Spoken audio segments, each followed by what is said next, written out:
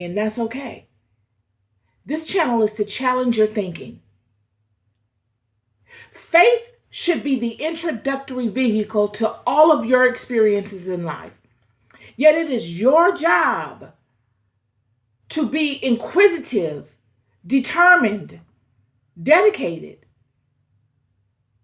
to overcoming those situations, to learning those situations, to mastering them, being dedicated enough to get the most out of them when they appear in your life, to get the most out of your fascinations, to go deeply into them, to pay enough attention to them so that you get an intricate level of knowing of them, of knowledge of them. Lest your faith is in vain. What does that say about your faith? That means that you only get surface level stuff. That means that you never stick with anything long enough to really get the fullness of it, which is your creation. You were never created. God did not put as much emphasis in our creation for us to only get a bunch of surface level stuff. It was God's intention in creating Adam, giving Adam the capacity to withhold knowledge, to utilize it and cultivate it within his own system, to dominate this kingdom. And in order to dominate this kingdom, he could never rest only within faith. He's got to reach the house of knowing.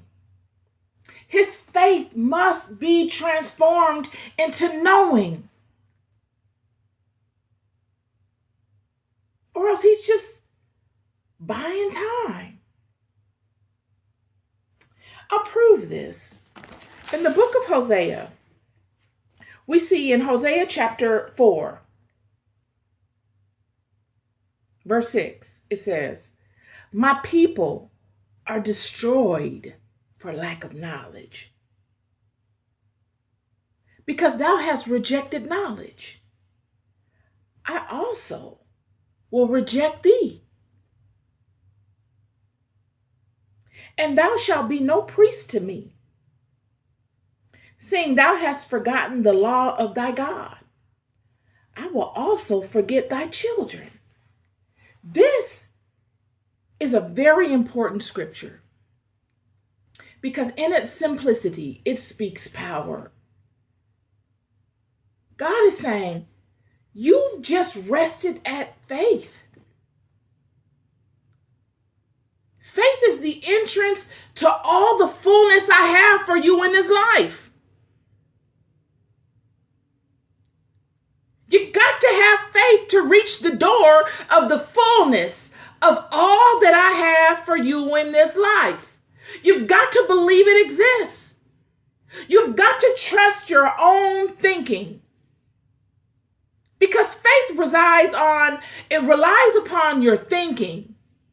It relies upon your memory, your connectivity to something greater, your connectivity to all things of this realm. Because you don't read about the things that your imagination creates. You don't need to go to school for a teacher to teach you about your own imagination. You're raised in that from a child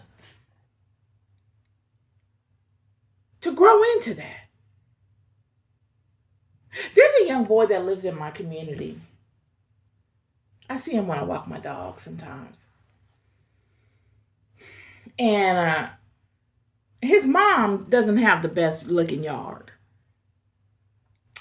There's grass in some areas and dirt in others. Yet that little boy, the entirety of the lawn, friend, if you were to pass by his house, you wouldn't be able to notice it off the top because of the color of the grass. The grass is not green, it's like dirt and it's brown.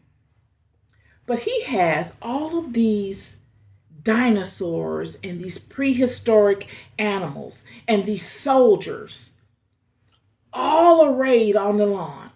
Like, he's got armies in certain areas. He got animals being eaten by other animals. It's beautiful. He has a whole situation. It's got to be at least 100 of them little things out there, maybe more. He has a whole movie going on that lawn. That's his own world.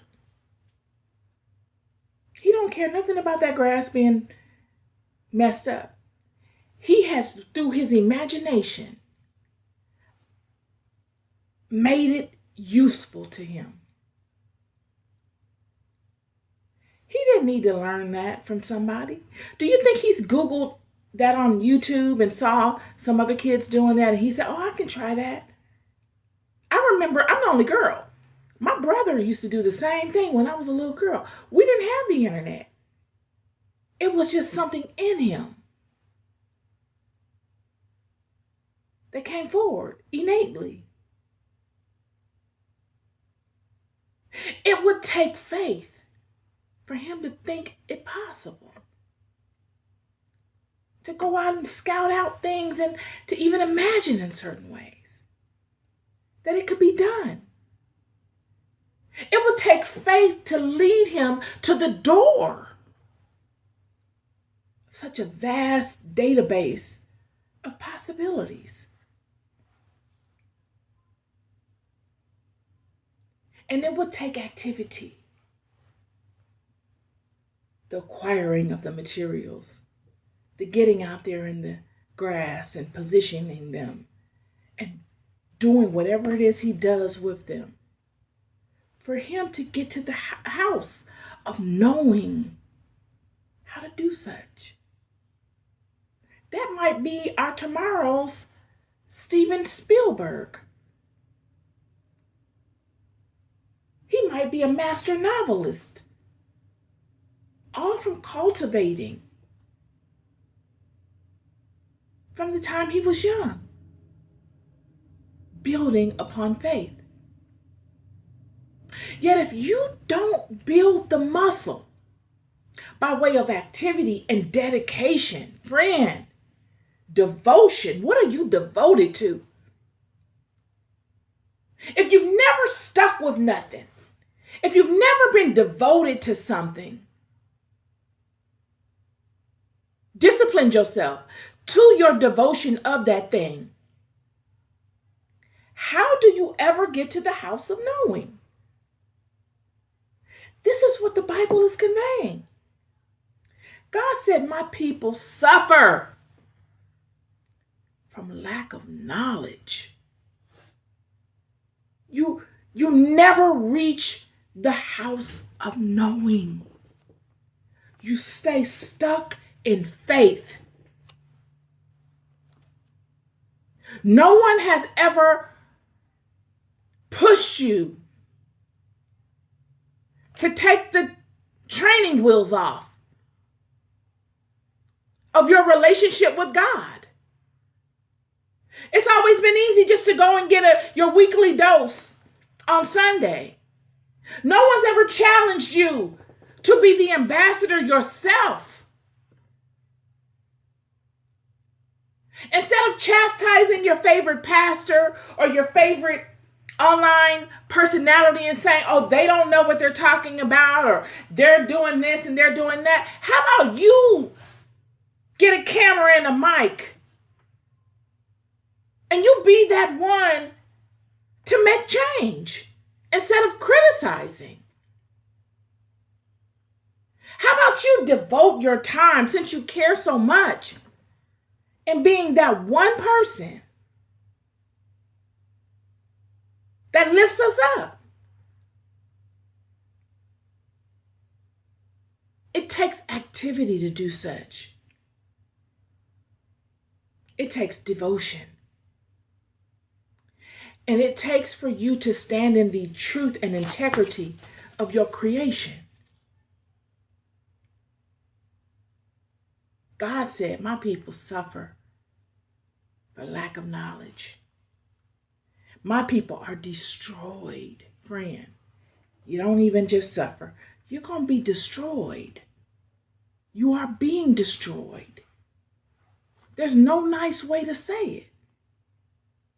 Because you do not know. Faith is great, but faith means nothing if you never arrive in the house of knowing.